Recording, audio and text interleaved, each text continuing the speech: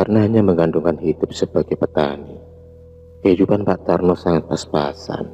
Apalagi dia tinggal di daerah yang tandus di kawasan Balikpapan Utara. Seperti petani pada umumnya, Pak Tarno juga memelihara hewan peliharaan, meski hanya 5 ekor kambing. Kambingnya terdiri dari 4 betina dan 1 jantan. Begitu anak-anak kambingnya sudah sedikit besar, ia pun langsung jual ke pasar untuk membiayai kehidupannya sehari-hari. Maka jumlah kambing yang menjadi sumber mata pencarian itu tetap saja hanya 5 ekor. Sementara itu untuk memenuhi makan sehari-hari, Pak Tarno memanfaatkan hasil tegalannya seperti ubi, singkong, tales, lembong, dan sebagainya. Di musim paseglik, sering terjadi pencurian hewan kambing di daerahnya. Karena kambing merupakan sumber penghasilan, kambing Pak Tarno pun dijaga amat ketat. Hampir setiap malam dia tidur di dekat kandang kambingnya, meski harus menahan bau pesing air kencing kambing. Senjata yang disanding bukan merupakan senjata tajam, melainkan alu penumbuh padi yang jarang dipakai itu. Suatu malam, saat bulan purnama, kebetulan malam itu malam Selasa Kliwon, Pak Tarno sedang menjaga kambing-kambingnya. Menjelang tengah malam, Pak Tarno hanya berbaring di linjak, dan dia belum juga bisa memejamkan matanya. Tiba-tiba, dia mendengar langkah beberapa orang mendatanginya. Semula dia menduga yang datang adalah orang-orang atau tetangganya yang sedang melakukan tugas ronda. Tapi ternyata jumlah orang yang datang itu amat banyak.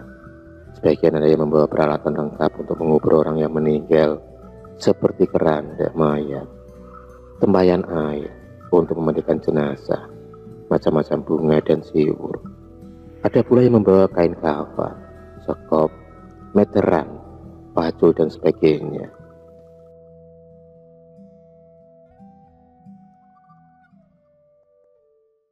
Tanpa basa-basi, orang-orang itu langsung menggerutu Pak Tarno. Ada 4 orang tinggi besar yang memeganginya kuat-kuat, sehingga Pak Tarno tak bisa berkutik. Kemudian ada juga yang mengukur panjang badan Pak Tarno dengan meteran. Pak Tarno pun berusaha berteriak, tetapi ada yang membungkam mulutnya dengan tangan. Meski berusaha melawan dan meronta-ronta, pakaian Pak Tarno bisa dilepas semuanya.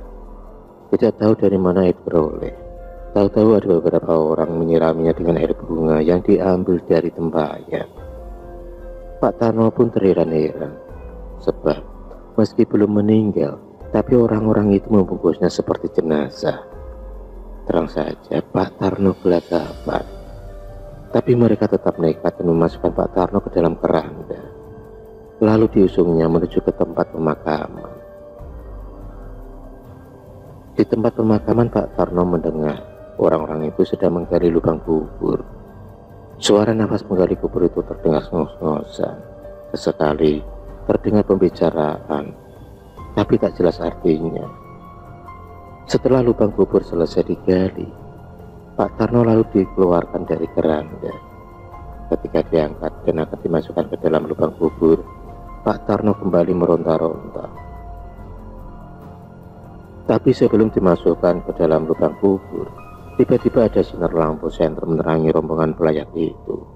Lampu senter itu berasal dari para petugas ronda yang sedang berkeliling. Terang saja para peronda curiga melihat banyak orang berada di kuburan malam itu. "Weh, siapa yang ngubur malam-malam begini?" seru salah seorang peronda. Mendengar teguran itu, rombongan itu pun berlari beramburan.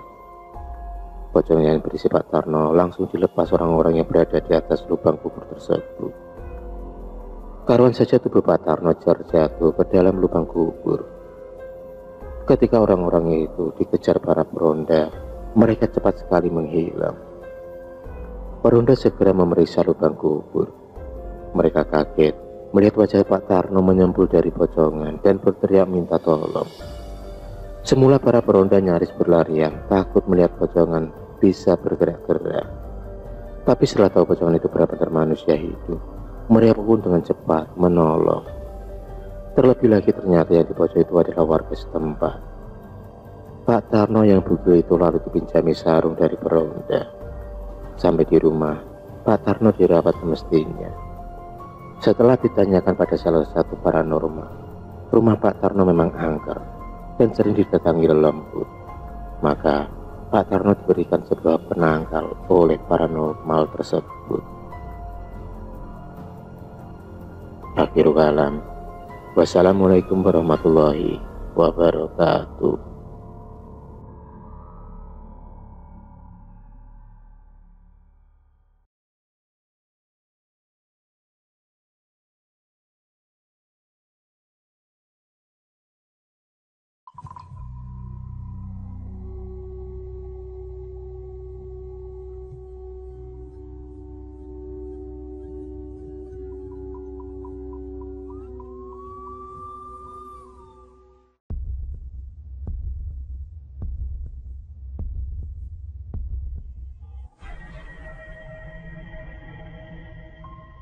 Terima kasih sudah menonton video cerita bergambar ini. Klik subscribe untuk terus mendapatkan video-video cerita bergambar selanjutnya. Semangat berkarya.